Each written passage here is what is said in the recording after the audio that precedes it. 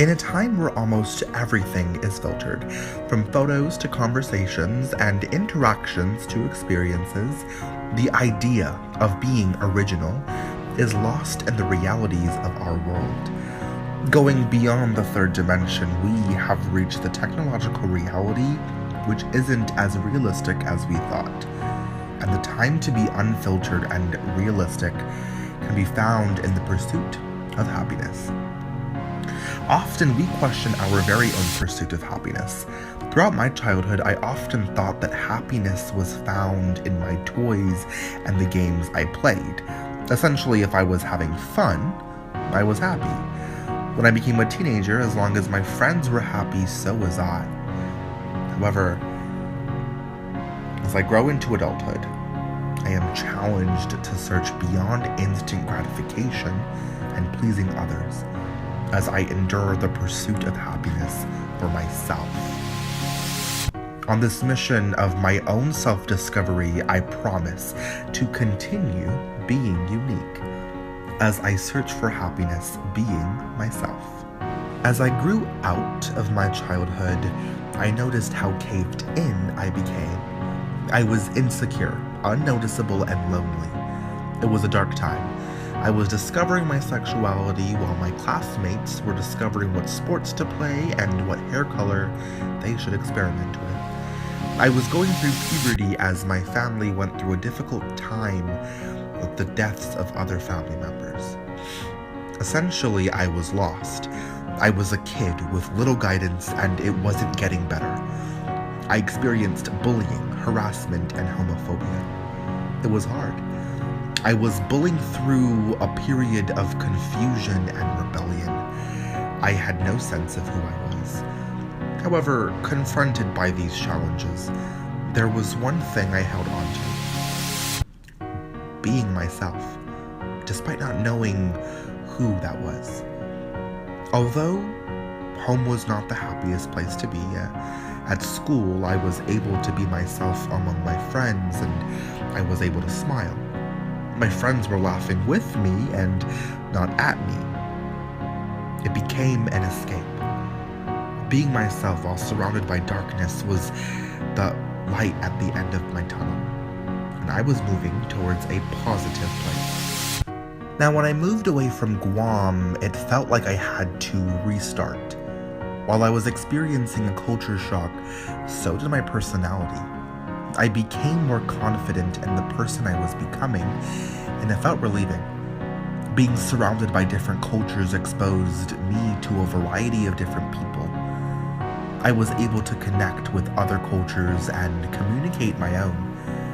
People were interested in my islander culture, and some were accepting of my homosexual culture. I was original, unique from everyone else, and I loved it. High school was a period of acceptance. I was slowly being accepted into a community of minorities as I was accepting myself. I discovered makeup and accepted the idea that although it is materialistic, it is an artistic way of communicating my abstract confidence. I became more androgynous, and my high school experience did not infringe on that. I was accepted. I was myself. Being unique and original holds a heavy impact on my pursuit for happiness. It is also impactful on my day-to-day interactions. Often, I am complimented and praised for my artistic ability and my confidence. Whether someone exclaims, "Yas, queen, slay," or "Honey, you look beautiful," I always respond with "thank you." Although these two words may come off as selfish, it truly reflects how grateful I am that people recognize my originality. Despite these positive interactions, I try not to thrive off them. Granted, it is heartwarming, but if no one compliments me, I still live life day to day. It's the negative interactions that affect me heavily. While people encourage others to avoid negativity and ignore it, it is not that easy. It is a challenge. As my consciousness and awareness develop in this society, I must accept the challenge to not ignore negativity, but to adapt to it. Today, as I continue to change, so does society. To ensure that society is changing for the better, I hope to inspire others through my makeup, androgynous style, and confident yet comedic personality to be unique. As I am inspired by others, I am able to change and develop to reach happiness and positivity.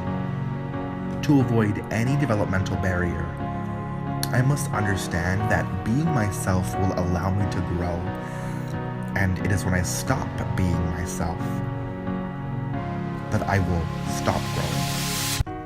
We live in a society where people filter themselves constantly and become socially constructed, as have I, which can hinder the development of our consciousness and awareness. It is until some of us understand that bending social norms and adapting to negativity, where few of us can find eternal happiness. And for me, it's being myself. So, yeah, I will keep slaying.